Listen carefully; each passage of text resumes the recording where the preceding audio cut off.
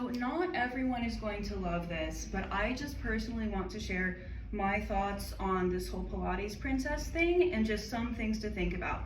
My first disclaimer is going to be that exercise is good, period. Any exercise is better than none. And if something makes you happy, by all means, far be it for me to stop you. I am literally just someone on the internet. I am an ACE certified personal trainer.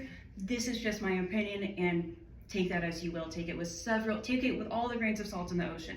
That being said, I feel like I constantly see this whole Pilates princess thing tied to this idea of valuing being skinny above all else, especially valuing skinny above being strong. And it's constantly this like snatched waist, tight toned Pilates princess body. And just as someone looking in, I do not do Pilates, I do strength training. The reason that a lot of the Pilates girlies look like that is because they're not eating.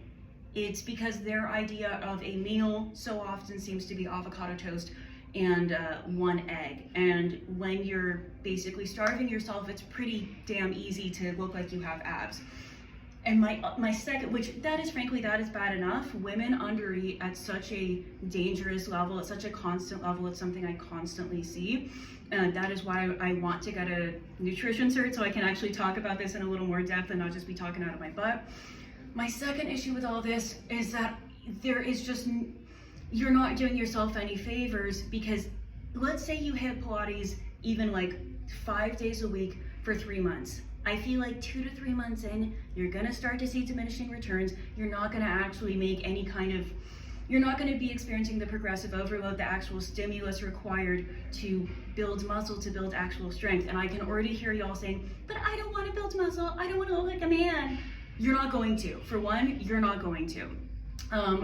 For two, I can't stand all these like very shallow like reasons for working out, or like simultaneously you're obsessed with being tiny and having no waist, but also having the biggest Kardashian butt possible, which, by the way, if you are trying to build your glutes or whatever muscle group, that requires eating, that requires not starving yourself. So I'm not fond of basically encouraging women to do something that is kind of comes with the territory of like starving yourself and doing what, forgive me, equates to punishing spicy yoga that was, to my knowledge, and I could be very wrong, invented by a guy while he had like limited access to gyms, to physical resources.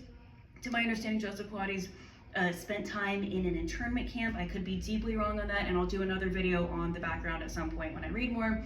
But what I'm ultimately saying here is it's not doing the girlies it's not doing anything for us, and I wish that women would stop being so afraid of seeming manly and actually do things that help us in the long run, because weightlifting, strength training helps build our bone density, our muscle mass, so that we're not quite as helpless as we get older. And it comes more with a value on eating for nourishment, eating to nurture yourself, eating to strengthen yourself, rather than just staying as small as possible, which I think is just a very dangerous mentality. So this is just my 2 cents.